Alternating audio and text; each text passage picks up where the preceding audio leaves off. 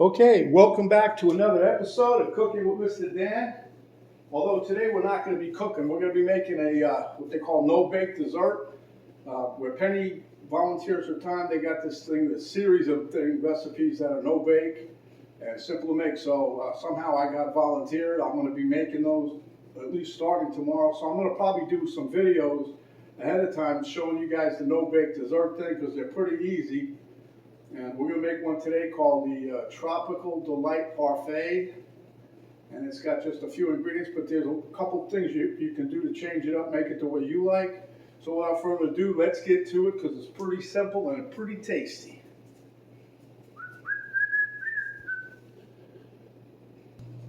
Okay, so right off the bat, let me just show you. I got a screen here, a sieve, whatever you want to call it. Got one for the crushed pineapple, which is here, and I got another one, a bigger one. I'm gonna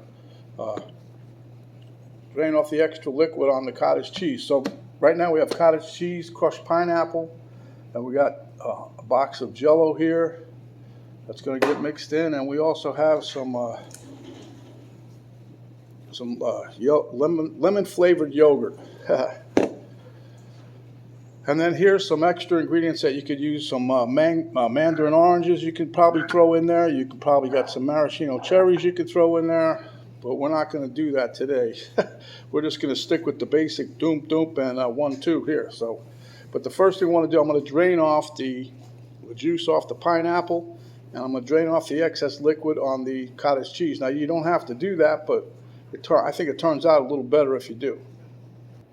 Okay, so first I want to strain out the pineapple. You can get any kind you want. This happens to be a Publix brand, and it's crushed pineapple. You can get bigger chunks, I guess. I don't know. So I'm just going to let this drain into the sink. As you can see, it's draining out pretty good. Now you want to do this really because you don't want it too watery, because that's what will happen. If you leave all this excess liquid in there, it'll be watery. So, okay, so we're going to put this one on this side. And then I'm going to get my larger one. Let me rinse this out first down here. I don't want to contaminate my... It's all going in the same pot, so it don't matter. Okay, now we're going to take the cottage cheese. Again, you don't have to do this. Last time we did this, I don't think we drained out... I know we drained the pineapple, but I don't think we drained off the excess liquid off the cottage cheese. I just like doing it because it's not as wet.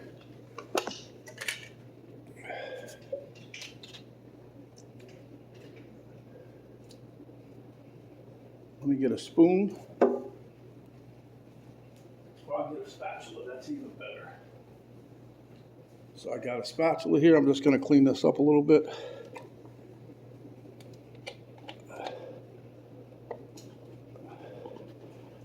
Now we don't throw these containers away. It's like the old days. We save them for, getting rid of some grease or whatever left over that we don't want. We've used 3 or 4 times. You can do whatever you want. Throw it away. Recycle it though. Recycle it. So as you can see, there's liquid here on the bottom. I'll show you. Watch. See there? Usually like I did a 1.5 cups the other day when I was making my bread recipe, and I got 1/3 cup of extra liquid that came off the cottage cheese. You don't have to go too much with it, but try to get some of it out of there. Okay, so that's all I'm going to do. That's a lot of extra stuff here. Look. Right into the sink. So now we're going to take and get a bowl. I'm going to get a bowl and dump. We're going to start mixing this together. Okay, so I'm going to dump this. This is what I like about this no-bake stuff. And I was doing a little research on the no-bake kind of desserts. They actually started coming out really hot and heavy in the 1950s, 40s and 50s, but it was a lot of the companies, especially when they started making the Crisco oil and other oil, they started coming up with recipes to sell their products. And you'll still find today, and outside of boxes of cake mixes and such, you'll find recipes that require products that one company happens to sell. Real simple. So anyway, that's a little tidbit for you guys to know. Not that you want to. Okay, this is lemon yogurt. Now, it's not lemon yogurt like you think. See, you got to mix it together. It's like the old yogurt in the cup. I used to love that. That was my favorite. I used to get strawberry all the time. Okay, so we're going to mix this here. Then we're going to take it and dump it in there. It's pretty simple, straightforward little recipe thing here. And you get quite a bit out of this, and you can save it, a few days in the refrigerator, but probably won't last that long if you like your dessert. It's also pretty healthy as far as desserts go. Okay, so now I'm going to mix all this together.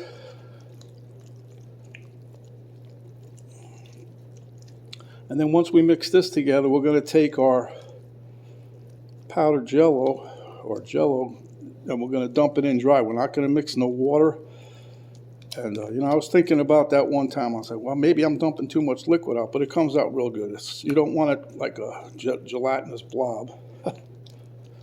Okay, so you got that done, right? See how easy this is? So simple, so easy.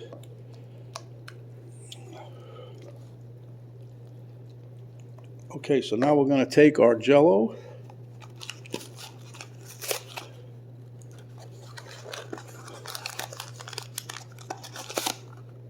And then I'm going to take that and just sprinkle it over the top. I don't want to get it a big glob. Try to, mix it pretty well.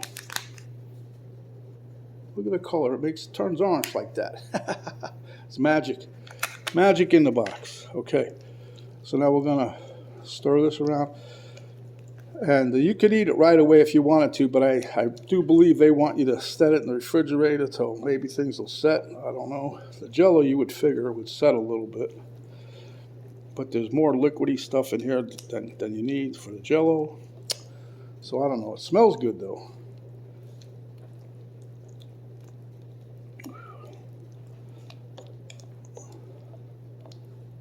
Okay, and then when you're done with this, now you can take cups or dessert, like a ramekin or something, or little dessert cups.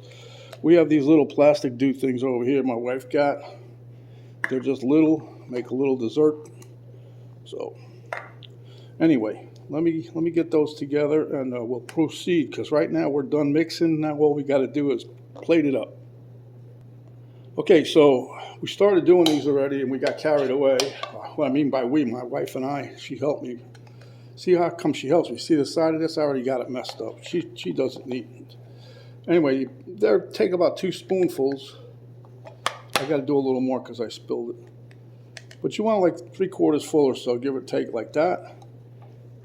And what you have, let me just move this out of the way so you can see.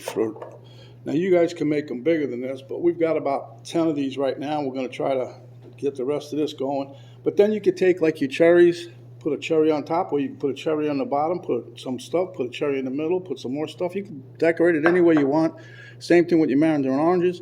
You don't need to have the orange jell-o. You can use any flavor you want, whatever you like. If you don't like orange, strawberry, lemon, whatever, it's going to come out real good. But this is a nice little dessert. It's not as sweet as you would think. It's packed with protein. That's a new thing nowadays. Less sugar, more protein. So if you like the recipe, give us a thumbs up. I hope you do try it. And remember, when you're hungry for dessert, come back. We'll give you another recipe just like this. This is Mr. Dan saying thanks for watching, and we'll see you on the next video.